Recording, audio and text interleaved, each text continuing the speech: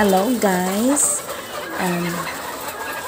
ang aming mga manok guys ay nagkakagulo. Tingnan nyo, nagkakagulo sila, as in gulong-gulo, para bang mayroong trahedyang magaganap. Okay, ngunit hindi. Sila ay nagkakagulo dahil sila ay nagugulat kung bakit marami kaming pumunta sa kanilang bahay.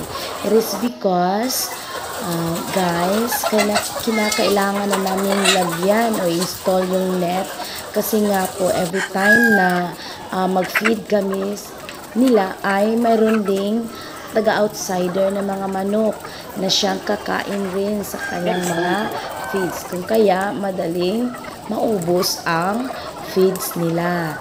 Yun nga guys, ito ako, maakyat na dahil nilalagyan ko na ng net yung sa taas para hindi makapasok yung mga manok, mga bisayang manok. Guys, buong pamilya kaming pumunta dito sa aming manukan para tulungan namin ang paglagay ng net. Ayan, yan asawa ko. Okay. Okay guys, so yan nga, that made our Saturday busy. We are busy installing the net para hindi na sila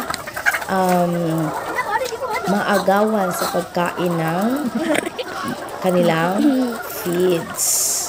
So, kasi nga po, maraming mga manok na pumupunta dito sa aming farm, sa aming munting farm, nakakain din ng mga feeds.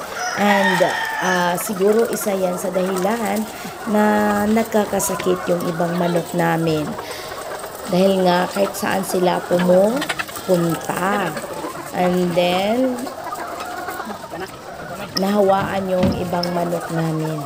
So now, yan na nga ang ginagawa namin, installing the net to protect our ready-to-lay chickens and para hindi na sila maagawan ng kanilang mga pagkain.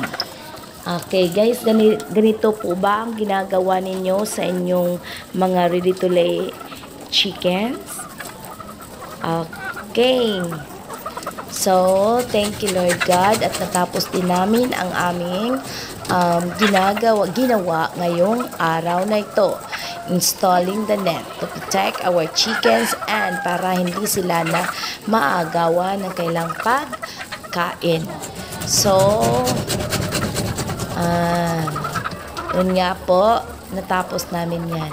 Thank you for watching our video. Sana ay tapusin nyo naman sa pagpapanood tong video ko. Thank you so much.